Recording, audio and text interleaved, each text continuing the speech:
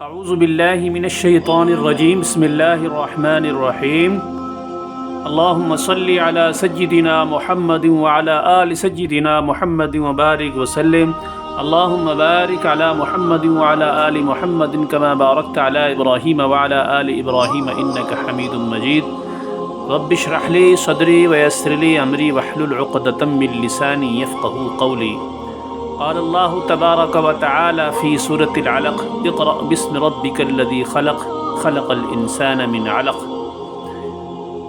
मोहतरम बच्चों और अरबी पढ़ने वालों, अल्लाह तबारक व तआला ने फरमाया कि पढ़ अपने रब के नाम से जिसने तुझे पैदा किया। लिहाजा पढ़ना लिखना ये ज़रूरी है हर ईमान वाले के लिए, बहुत ज़रूरी चीज़ है, क्योंकि जब तक बंदा पढ़ेगा नहीं तब तक बंदा कुछ नहीं समझ सकता।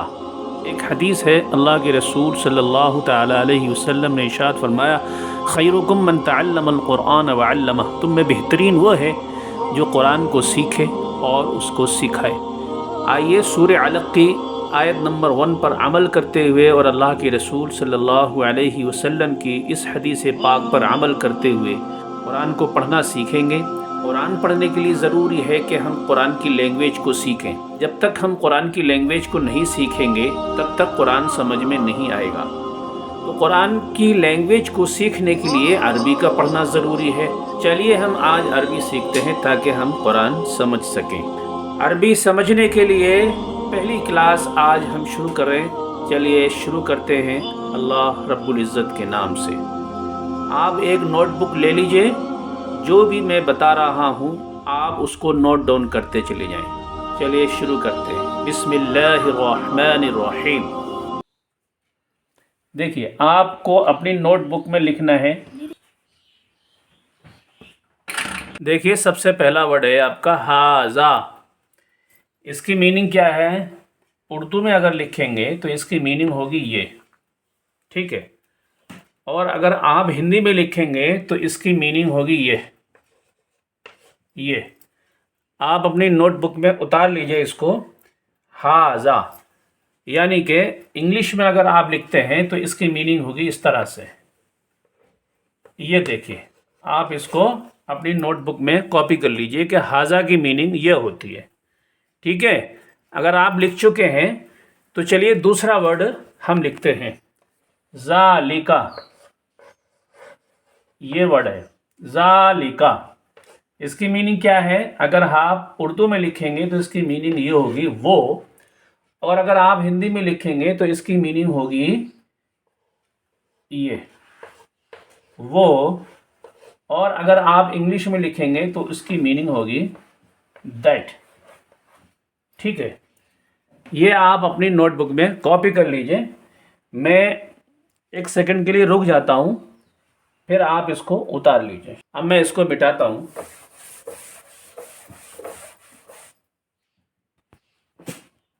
दूसरा वर्ड लिख रहा हूँ मैं, जमलुन।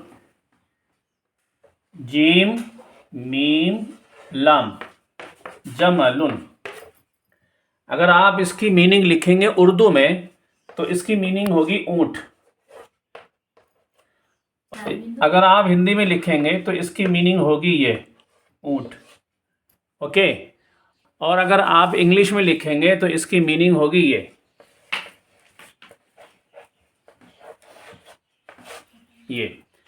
आप तीनों लिख लीजिए।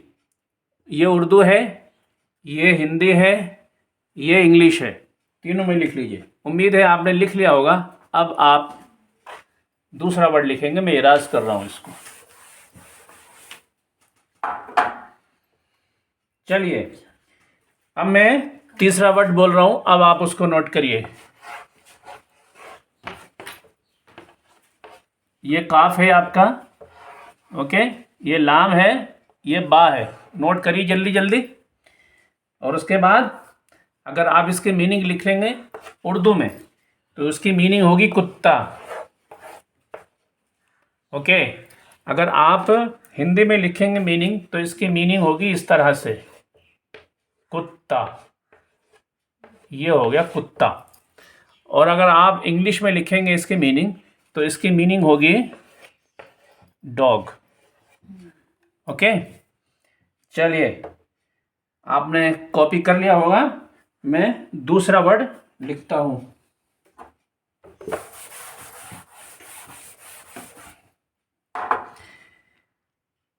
दूसरा वर्ड है हमारे पास फा रा सीन, फरसुन।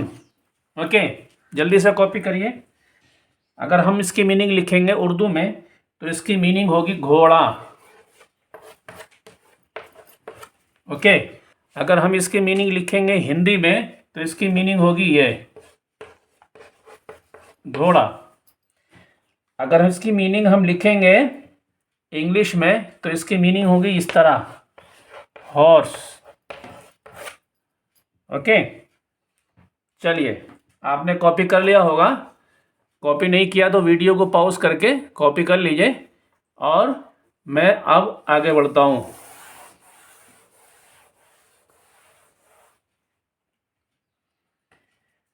अगला वर्ड है हमारे पास किताबुन। ओके, काफ ता अलिफ बा, किताबुन। ठीक है, किताबुन के बाद अगर हम इसके मीनिंग लिखेंगे उर्दू में तो किताब लिखा जाएगा। ओके, अगर हम हिंदी लिखेंगे तो इसकी मीनिंग इस तरह लिखी जाएगी।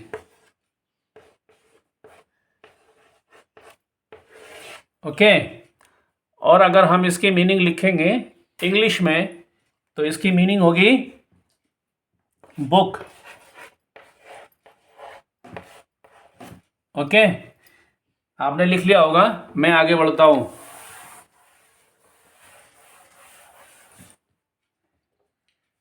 अब देखिए, अब मैं बताता हूं आपको छोटे छोटे जुमले इन्हीं वर्ड्स के।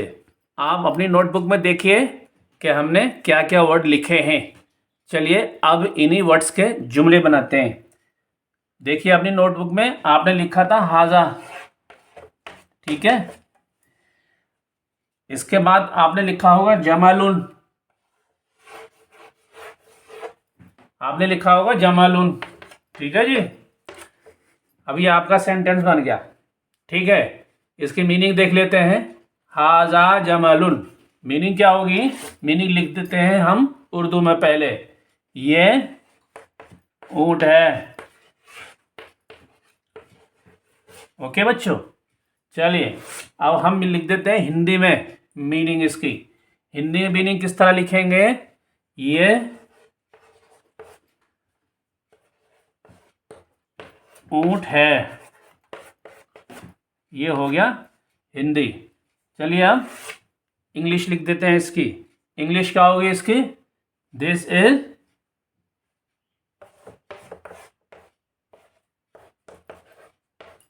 Is a camel. ये हो गई आपकी इंग्लिश। तो ये आपका एक सेंटेंस हो गया। चलिए नेक्स्ट देखते हैं।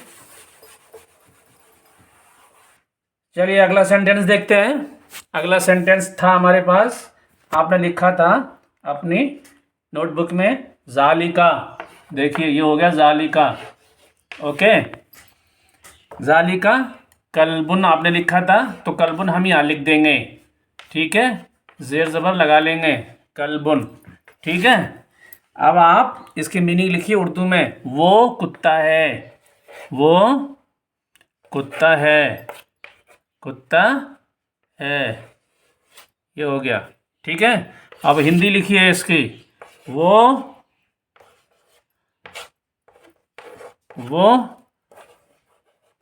कुत्ता है। ठीक है, अब इंग्लिश लिखिए आप उसकी। That is a dog. वो कुत्ता है। वो एक कुत्ता है। चलिए, जालिका फरसुन आगे है। जालिका फरसुन।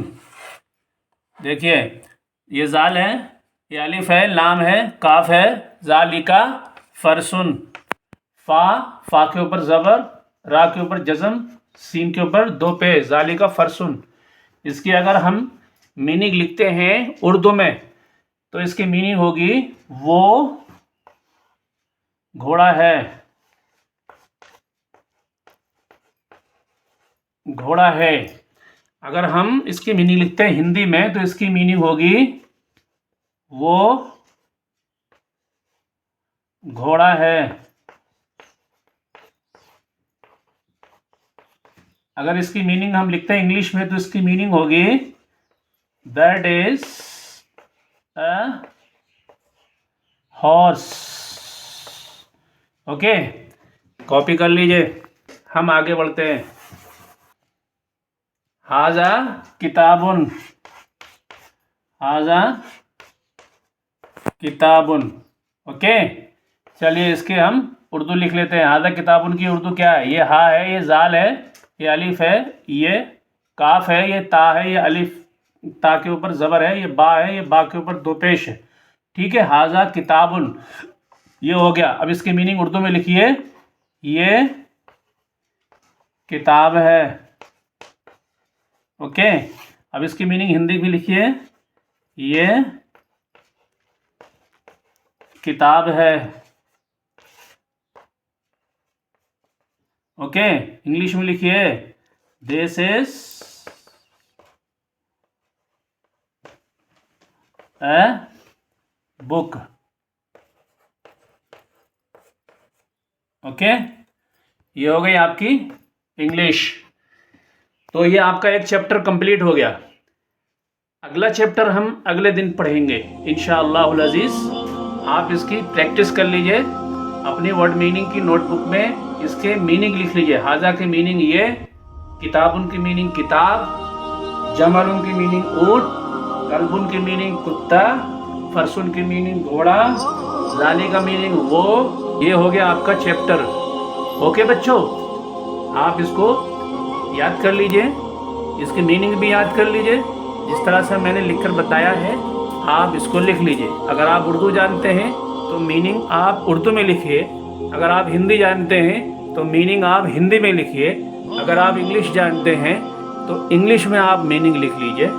ठीक है, उम्मीद है इंशाअल्लाहुल अज़ीज़ कि आपका चैप्टर कंप्लीट हो गया और आपको समझ में भी आया होगा।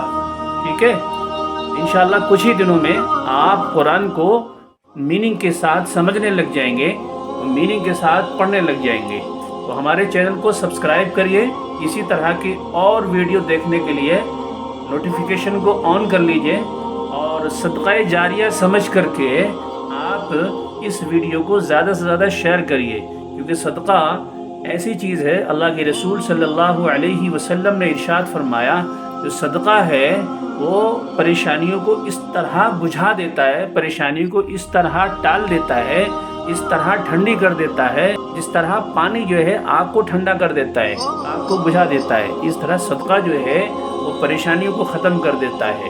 तो आप सदका करिए, यानी इस इल्मी एजुकेशनल वीडियो को दूसरों तक पहुंचाइए, अपने रिश्तेदारों तक पहुंचाइए। ये आपके हक़ में एक सदका हो जाएगा। पता नहीं कौन सी परेशानी इस शेयर करने की वजह से आपकी दूर हो जाए। और अल्हम्दुलिल्लाह क़यामत के दिन तो सवाब ही सवाब है, नेकियां ही नेकियां हैं आपके लिए। तो अपने कारोबार में बरकत के लिए, अपने घर में खैर व बरकत के लिए, अपनी ज़िंदगी में खैर व बरकत के लिए, अपनी एजुकेशन को बढ़ाने के लिए, अपने बच्चों की एजुकेशन को बढ़ाने के लिए, अपने रिश्तेदारों को, अपने दोस्तों को ये वीडियो ज़्यादा से ज़्यादा शेयर करिए। ओके, मिलते हैं अगले वीडियो में। अल्लाह हाफिज़। अस्सलामु अलैकुम व रहमतुल्लाहि व बरकातुहू।